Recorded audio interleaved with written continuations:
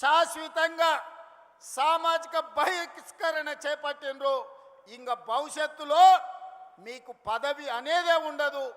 ఏదైనా బీఆర్ఎస్ గురించి మీరు మాట్లాడుకోవాలనుకుంటే మీ గతం గురించి మాట్లాడుకోవాల్సిందే తప్ప మీకు భవిష్యత్తు లేదన్న సంగతి ఈ నల్లగొండ వేదిక మీద వేలాది మందిగా ఈ గ్రౌండ్లోనే కదా ఆ పక్కన గ్రౌండ్లో మా అక్కలు మా సోదరులు ఈ గ్రౌండ్ పిక్కటిల్లేలా నాగార్జున కాలేజ్ గ్రౌండే కాదు అవతలి సైడ్ నుంచి ఆ పక్క రహదారుల మీద వేలాదిగా నిలబడి జేజేలు పలుకుతున్న ఆ ప్రజలు చెప్పుతున్నారు, మిమ్మల్ని ఉప్పు పాతర వేసినాం, మళ్ళా మిమ్మల్ని మొక్క కూడా మొలవనీయమని నల్గొండ జిల్లా ప్రజలు చెప్తున్నారు.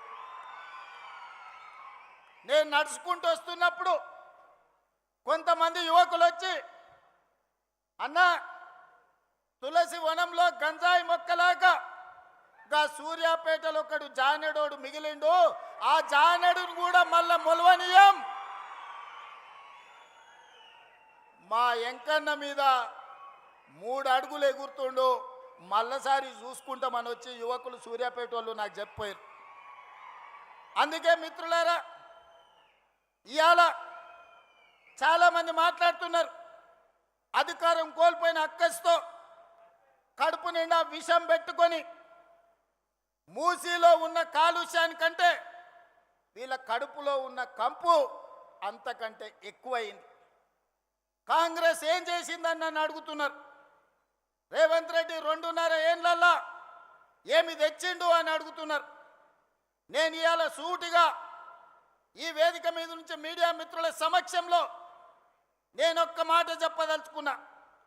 ఎప్పుడు అడిగినా ప్రత్యేక శాసనసభ సమావేశాలను మా కౌన్సిల్ని సుఖేందర్ రెడ్డి గారు స్పీకర్ గారి అనుమతి తీసుకొని సమావేశాన్ని ఏర్పాటు చేస్తాం.